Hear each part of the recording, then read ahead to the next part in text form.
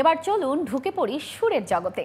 স্যান্ডিলিনা showbiz ওয়ার্ল্ডের আজকের music সেগমেন্টে থাকছে ট্রেন্ডিং বিটস আর তারকাদের গানের পেছনের গল্প।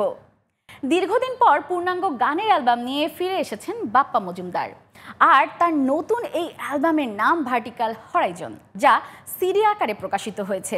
গত 12 জুলাই তার চতুর্থ একক কনসার্টে তিনি এই অ্যালবামের গান পরিবেশন করেছেন। সে সম্পর্কে বিস্তারিত জানবো এবারের সেগমেন্টে।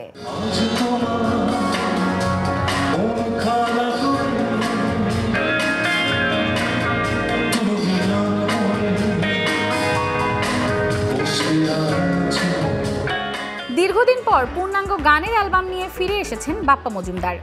তার নতুন অ্যালবামের নাম ভার্টিক্যাল হরাইজন, যা সিডি আকারে প্রকাশিত হয়েছে।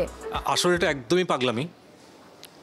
এই সময় সিডি করার ভাবনাটাও সাধারণত কেউ করে না, তো সেই জায়গা থেকে আমি এই ভাবনাটা ভেবেছি। এবং ভাবার অন্যতম কারণ সেটি হচ্ছে, প্রথমত আমার কাছে মনে হয়েছে যে আগে যেমন গানগুলো অনেক বেশি পার্সোনাল হতো, তার মূল যে কারণটি ছিল সেটি হচ্ছে যে সবাই খুঁজে খুঁজে সিডি কিনতো এবং সিডি ধরে দেখতো, সিডি ঘেঁটে দেখতো, তাতে করে ওই একটা সম্পর্ক তৈরি হতো গানগুলোর সাথে, শিল্পীর সাথে। কিন্তু এখন যেটা হচ্ছে, এখন তো সব কিছুই তো ক্লাউড বেসড, তো সে কারণে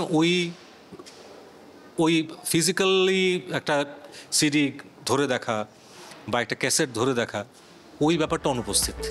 গত 12 জুলাই তার একক কনসার্টে এই অ্যালবামের গান তিনি পরিবেশন করেন। আমরা যে ডিজিটাল ডোমেইনে যে গানগুলো শুনি, সেই গানগুলোর বেশিরভাগ না, সেই গানগুলো সবই হচ্ছে খুবই কম্প্রেসড ফর্মে থাকে। আর আমরা সিডিতে যেই গানগুলো পাচ্ছি, সেই গানগুলো আমার মনে হয় একদম স্টুডিও কোয়ালিটির হাই রেজলিউশনের অডিও। তো সুতরাং এখানে অডিওর এক্সপিরিয়েন্স আরও অনেক বেটার হয়। পুরনো যে কয়টা গান সবগুলো গানে কিন্তু রিক্রিয়েট করা, মানে রিঅ্যারেঞ্জ গান, আর সেই সাথে সাথে নতুন কিছু গান আছে আমার। সব মিলে 6টা পুরনো দিনের গান, মানে পুরনো সময়ের গান, আর 6টা নতুন সময়ের গান। সে কারণে আমি অ্যালবামের নাম দিয়েছি ভার্টিক্যাল হরাইজন, সেই সময় এই সময়। দীর্ঘ বিরতির পর বাপ্পা মজুমদারের নতুন অ্যালবাম প্রকাশকে ঘিরে সঙ্গীত প্রেমীদের মধ্যে আগ্রহ তৈরি হয়েছে।